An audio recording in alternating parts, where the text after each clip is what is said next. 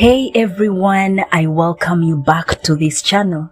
Today we are diving into something powerful, something that touches almost every human being, whether you realize it or not, and that is childhood traumas, specifically how our early wounds silently shape the decisions we make as adults, and how we can start healing and taking back our power. If you're new here and to this channel, my name is Doreen Achom, your inspirational influencer, and on this channel I talk about healing, growth, and living an intentional life. So grab your tea, find a quiet spot, and let's unpack this together. So let's start with understanding what childhood trauma really is. Trauma doesn't always mean physical abuse or extreme neglect, no. Though those are certainly serious forms, trauma can also be emotional, feeling unseen, unheard, overly criticized, abandoned, or even forced to grow up too soon, mistreated, heartbroken, or given up. You see, trauma is not just what happens to us, it's what happens inside of us because of what happened around us. For example, a child who grows up walking on eggshells around an angry parent, a child constantly compared to siblings and made to feel less than them, or a child constantly compared to siblings and made to feel less than, or a child whose emotional needs were just ignored, a child who is not heard, a child who is pushed and their emotions are not heard. These experiences shape our brains, beliefs, and behaviors, especially because as a child, we don't have the tools to understand or defend ourselves emotionally. I've been there. I understand the feeling of a child who is been abandoned, a child who is been mistreated, a child who is been neglected, a child who has been abused, a child who is traumatized. I have been there and I understand. So let's talk about this. How trauma affects adult decisions. Now here is the big one. How do these childhood wounds affect the decisions we make as adults? Have you ever asked that question? Even when you're raising that child in those kind of ways and emotionally traumatizing them as children, have you ever realized how they are going to grow up as adults? What are you nurturing as a parent? Even if you're not the one who gave birth to that child, but one time, you will come to realize that that child needed you when you couldn't be available for them. Let me give you 5 practical examples of how childhood traumas affect an adult decision.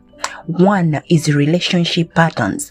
Someone who felt abandoned might cling to unhealthy relationships out of fear of being left again, out of fear of being left alone. Someone who was emotionally neglected may become emotionally unavailable for themselves. Number 2, the career choices. Many people choose jobs not out of passion, but because they need approval. They want to prove they are worthy, especially if they were made to feel like a failure as a child. They feel like they need other people's approval. They don't believe in themselves that they can do this kind of jobs. Number 3 is boundaries. If you grew up in a household where saying no meant punishment, and that actually happens a lot in African families, where a child says no, it's a big punishment. But have you ever taken that little time to hear out that child as to why they are also saying no? Not because you want to punish them, but they are also human beings that deserve to be heard as young children. You may struggle to assert yourself even as an adult. You end up overcommitting, becoming a people-pleasing, and feeling drained. Let's talk about another part, that is self-worth. This one is big, guys. A child who was always criticized may grow up with an inner critic that's never satisfied. Even after achieving great things, they still feel not good enough. Decision paralysis. If you were punished for making mistakes, you might now be afraid to take risks or make big decisions. That fear of getting it wrong keeps you stuck. But can I tell you what? Believe in yourself. We are human beings and we are born to make mistakes. Through mistakes, that's how we learn. That's how we become better. That's how we become the better people who we want to be through those mistakes.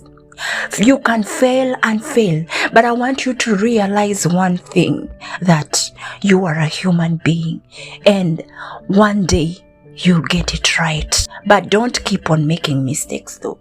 Let's talk about recognizing the signs. How can you recognize the signs of trauma, or you are going through trauma? Here is how you can recognize if childhood trauma might be influencing your current life. Do you overreact to certain situations and later regret it? Do you sabotage relationships when they get too close? Do you find yourself always needing validation? Do you fear failure to the point of inaction? These are often signs of unprocessed trauma whispering to your adult self. So let's go into the steps to heal and reclaim control over trauma. Alright guys, let's get practical now. Healing is not about blaming. No. It's about understanding and choosing to renew the patterns that no longer serve you. You are a grown-up human being. You can try to overcome them. I know it's not easy, but can I tell you something?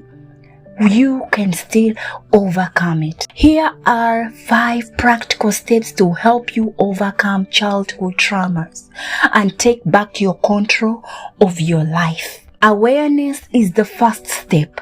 Notice your triggers. Journal what makes you feel scared, anxious, or angry.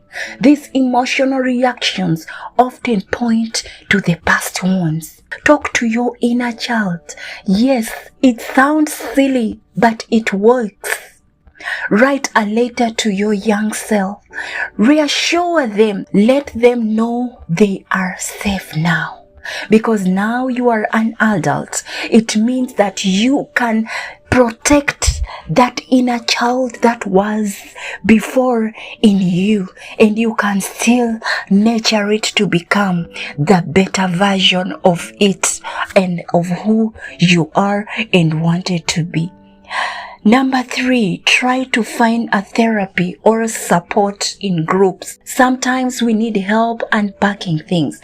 Therapy isn't just for people in crisis. It's for those who want clarity. Look for trauma-informed counselors and get some help where possible. Practice self-compassion. Be gentle with yourself. You are now a grown-up human being. Try to be gentle to yourself. Forget the young before you. Now you can nurture that person who was young to who you want that person to be. Take that person like your child, like you're raising up your own child. And how would you like that inner child that was you to become the blooming person that you've ever wanted? That's the practice I want you to have. You are not broken. You're healing. Learn to speak to yourself like you would speak to a child you love. Rewire through repetition. You can change your patterns. Start small. Set one boundary. Say one kind word to yourself daily. That word which wasn't told to you, say to yourself. because now you're going to be your own mother. You're going to be your own father that you've desired yourself to be. You're going to be your own sister, and you're going to be your own brother that you've desired to be. Just say one kind word to that inner self of you daily. Choose one brave thing a week that scares you and go for it. Over time, you create new default settings, and you are going to become what you have always desired and admired to be. What happened to you wasn't your fault. That's what I want you to understand. But your healing is your responsibility as a grown-up adult. And that's not a burden, it's your power. When you understand your trauma, you begin to make decisions from a place of clarity, not fear, from love, not wounds. You no longer let a 7-year-old version of yourself drive your adult life. So if this resonates with you, know this: healing takes time, but you are already on your way. Let's make this journey of our healing to a better place of ourselves.